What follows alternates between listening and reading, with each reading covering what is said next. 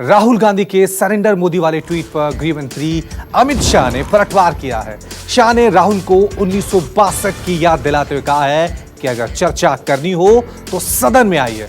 1962 से लेकर आज तक की बातों पर दो हाथ हो जाए।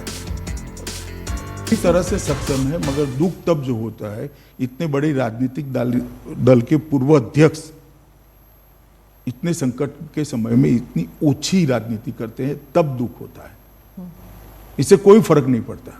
वो उनके लिए आत्मचिंतन का विषय है। इनके हैशटैग को पाकिस्तान और चीन आगे बढ़ा रहा है, मेरे लिए नहीं है। कांग्रेस पार्टी के लिए चिंता का विषय है कि इनके नेता के हैशटैग को पाकिस्तान और चीन बढ़ावा दे रहा है। आप ऐसी बात करते हो जो पाकिस्तान और चीन पसंद करता है, और ऐसे संकट के समय में जी पार्लियामेंट होनी है, चर्चा करनी है तो आइए करेंगे। 62 से लेकर आज तक दो हाथ हो जाए, कोई नहीं डरता चर्चा से। मगर जब देश के जवान संघर्ष कर रहे हैं, सरकार एक स्टैंड लेकर ठोस कदम उठा रही है, उस वक्त पाकिस्तान और चीन को खुशी हो इस प्रकार की स्टेटमेंट देना किसी ने नहीं कर। वहीं कोरोना के राहुल गांधी के आरोपों पर भी अमित शाह ने जवाब दिया है। अमित शाह ने कहा कि कुछ लोगों को सीधी बात भी टेढ़ी दिखती है।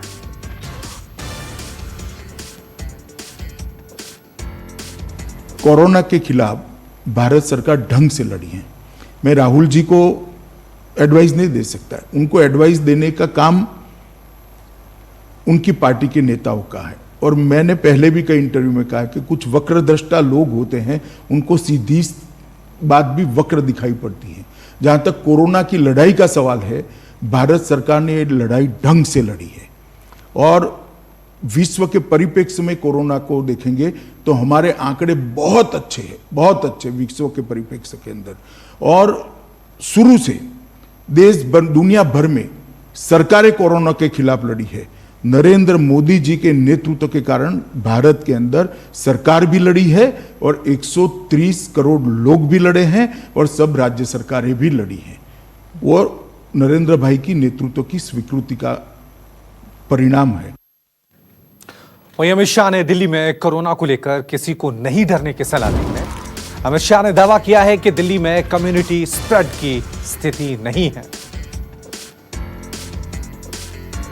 कर दूं, दोनों जंग हम जीतेंगे, और जनता को आश्वस्त करना चाहता हूं कि मोदी जी के नेतृत्व में दोनों जंग जीतेंगे। कि विगत 2 सप्ताह में दिल्ली में बहुत सारे कदम उठाए गए हैं, कोऑर्डिनेशन भी बढ़ा है, और धीरे धीरे स्थिति को हम सुधारने का प्रयास कर रहे हैं। मगर कुछ चीजें ऐसी हैं जो दिल्ली की जनता से साझा करना जरूरी है, और जागरूकता की दृष्टि से भी ये जरूरी है, और उनको जो करना है उसके लिए भी जरूरी हुआ। उनका अनुमान जो था वो आंकड़ों के आधार पर था। मैं वो अनुमान सच गलत उसमें जाना नहीं चाहता, परंतु एक भय की स्थिति पैदा हुई, और कई लोग पलायन की भी सोचने लगे। एक दूसरा निर्णय आ गया कि दिल्ली के बाहर की व्यक्तियों को दिल्ली में इलाज नहीं कराया जाएगा। अब मैं आपको बताना चाहता हूं, मैं भी दिल्ली के बाहर का हूं। मैं भला कहां जाऊंगा अगर मुझे कुछ होता है। और ये तय कर दिया कि हर एक व्यक्ति का इलाज हर एक अस्पताल में होगा।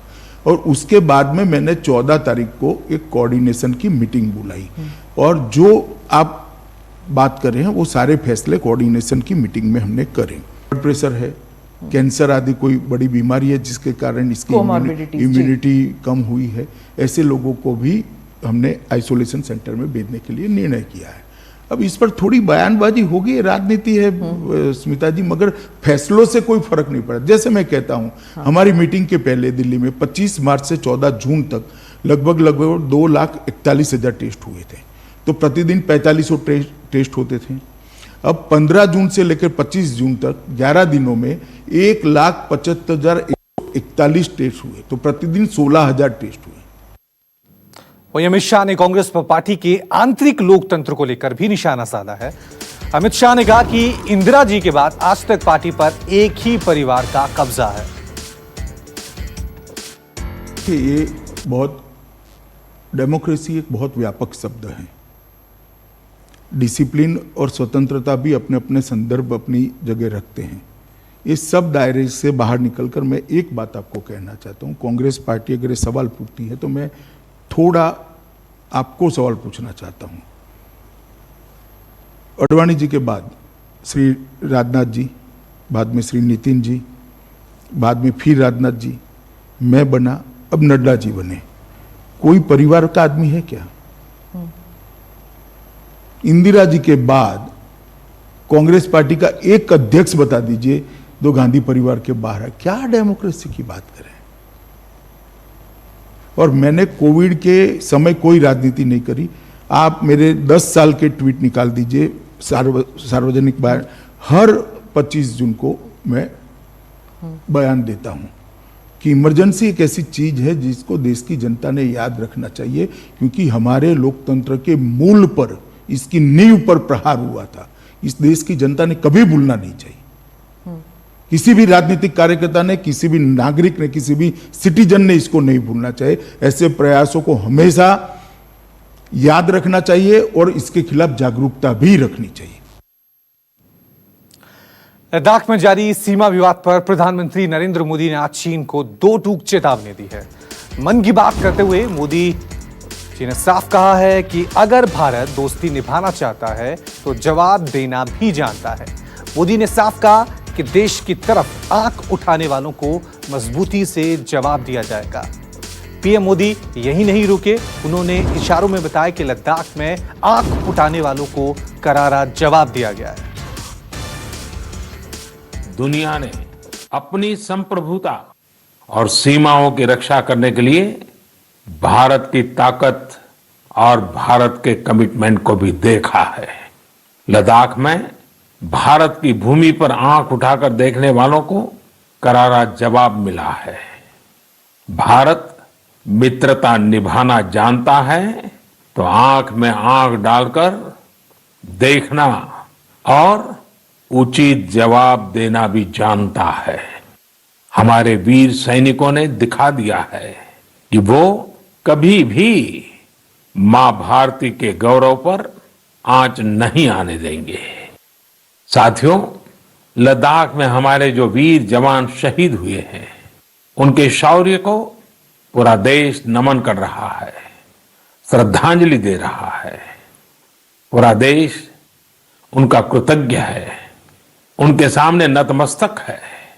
इन साथियों के परिवारों की तरह ही हर भारतीय इन्हें खोने का दर्द भी अनुभव कर रहा है।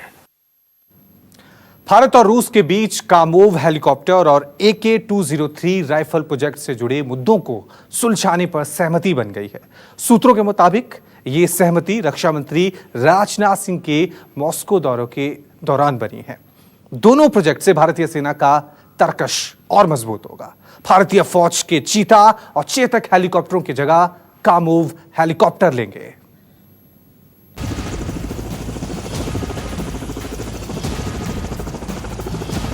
वो दिन दूर नहीं जब भारतीय फौज के पुराने चीता और चेतक हेलीकॉप्टरों की जगह रूस के हाईटेक कामोव हेलीकॉप्टर लेंगे। सूत्रों के मुताबिक भारत रूस के बीच कामोव हेलीकॉप्टर और AK-203 राइफल से जुड़े डील पर सहमति बन गई है। इसी हफ्ते रक्षा मंत्री राजनाथ सिंह मॉस्को दौरे पर गए थे। मॉस्को दौरे के दौरान हेलीकॉप्टर के उत्पादन के लिए फास्ट ट्रैकिंग पर चर्चा हुई। जब भी कोई ऐसे वीआईपी विजिट होती है तो कुछ सौदे की बात होती है। 2 बड़े सौदे रशिया के साथ चल रहे थे जिसका प्रयास हो रहा है। 226 हेलीकॉप्टर, लाइट यूटिलिटी हेलीकॉप्टर और AK-203 राइफल।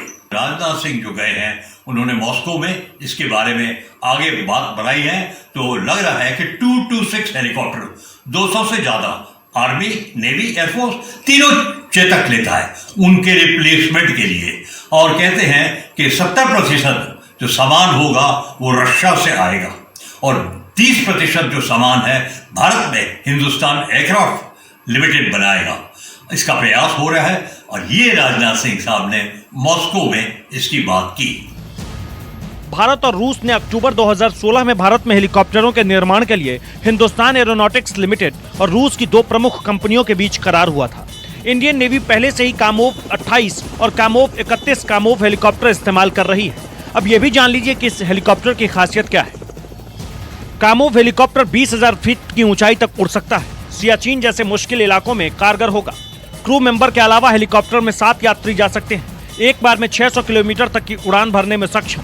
कामोव की अधिकतम रफ्तार 250 किलोमीटर प्रति घंटे होती है। ये एक बार में 1 टन लोड भी ले सकता है। कामोव हर मौसम में मिशन पर निकलने में सक्षम है। कामोव KA-226T एक हल्का और कई तरह से इस्तेमाल होने वाला हेलीकॉप्टर है जो आधुनिक नेविगेशन उपकरणों से लैस है। ऐसे में इस अत्याधुनिक हेलीकॉप्टर का इस्तेमाल लद्दाख की ऊंची पहाड़ियों से लेकर समंदर की निगरानी तक में किया जा सकेगा। भारत में लंबे समय से सैनिकों के लिए हाईटेक राइफलों की कमी महसूस की जाती रही है। ऐसे में रूस से AK फैमिली की अत्याधुनिक और सटीक मारक क्षमता के लिए मशहूर AK-203 राइफलों पर भी बातचीत हुई। इसे सेमी ऑटोमेटिक और ऑटोमेटिक तरीके से इस्तेमाल किया जा सकता है। वजन में कम और 1 मिनट में 600 गोलियां फायर करने में सक्षम है।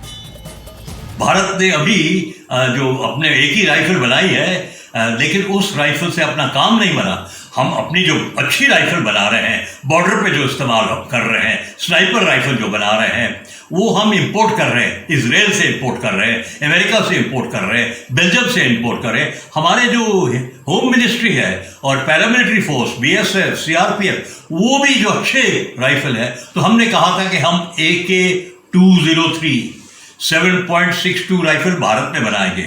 उसके लिए आमदपी फैक्ट्री तैयार हो रही है। तो ये भी कहते हैं राजनाथ सिंह जी ने मॉस्को में बातचीत की, दोनों बातों की।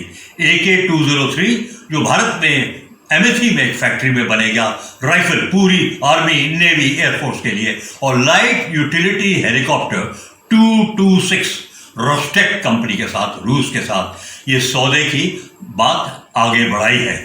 इसे कोरवा अमेठी में इंडो रसिया राइफल्स प्राइवेट लिमिटेड ने बनाया था। इतना ही नहीं, रूस ने तय समय से ही S-400 एयर डिफेंस सिस्टम की डिलीवरी का वादा किया है। मतलब रूस हिंदुस्तान के तरकश को मजबूत बनाने में मदद कर रहा है। दिल्ली से दिव्या अग्रवाल के साथ ब्यूरो रिपोर्ट, न्यूज़ 24। नमस्कार, मैं हूं मानक गुप्ता। अगर आपको हमारा ये वीडियो पसंद आया हो तो इसे लाइक और शेयर जरूर करें, और हाँ, हमें सब्सक्राइब और फॉलो करना ना भूलें ताकि आप देश और दुनिया की कोई खबर मिस ना करें। तो जुड़े रहिए हमारे साथ और देखते रहिए न्यूज़ 24।